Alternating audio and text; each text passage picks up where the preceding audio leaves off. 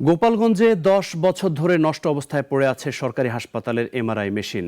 গত ৪ বছর ধরে নষ্ট সিটি স্ক্যান মেশিন আর ফিল্ম না থাকার অজুহাতে দীর্ঘদিন থেকেই বন্ধ এক্স রে মেশিন।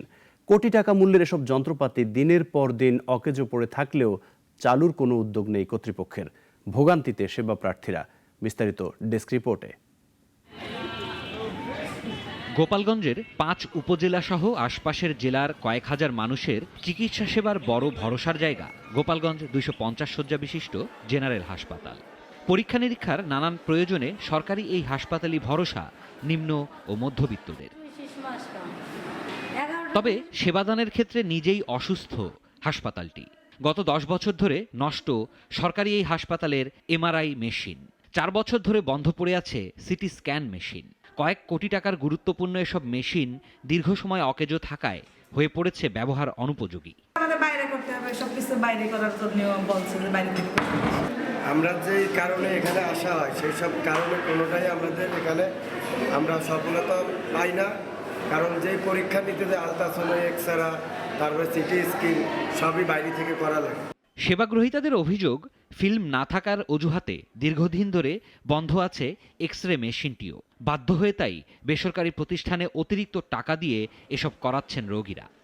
আমার এই যে পায়ের এক্সরে করতে, কিন্তু এখানে এসে বলে যে এক্সরে করা হবে না, প্রিন্ট মেশিন নষ্ট নাকি কোনো নষ্ট আমরা অল্প আয়ের লোক, আমরা এই কারণে সরকারি হাসপাতালে আসি যাতে আমাদের সাশ্রয় হয়। কিন্তু আমরা আসলেই তো পরীক্ষা নিরীক্ষা দেওয়ার পরে বেশিরভাগই পরীক্ষাগুলো আমাদের বাইরে থেকে করাতে হয়। বর্তমানে হাসপাতালটিতে রয়েছে শুধুমাত্র আল্ট্রাসোনোগ্রাম ও ইসিজি পরীক্ষার ব্যবস্থা।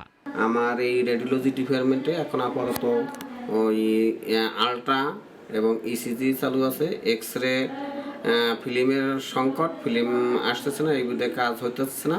হাসপাতাল কর্তৃপক্ষ বলছে, সিটি স্ক্যান ও এমআরআই মেশিন মেরামতে যে খরচ হবে তার সাথে অল্প টাকা যোগ করলেই কেনা সম্ভব নতুন মেশিন। এমআরআই, সিটি স্ক্যান দুটোই দীর্ঘদিন ধরে অকেজো আছে। এর মূল কারণ আছে এটার ম্যানেজমেন্ট বা এটার মেনটেন্যান্স খরচটা অনেক হাই। যেরকম আমাদের সিটি স্ক্যানের একটা চুক্তি হয়েছিল ফিলিপস কোম্পানির সাথে, প্রতি বছরে ৫০ লাখ টাকা করে তাদের দিতে হবে। দ্রুত উদ্যোগ নিয়ে এসব মেশিন চালু করবে প্রশাসন, এমনটাই প্রত্যাশায় স্থানীয়।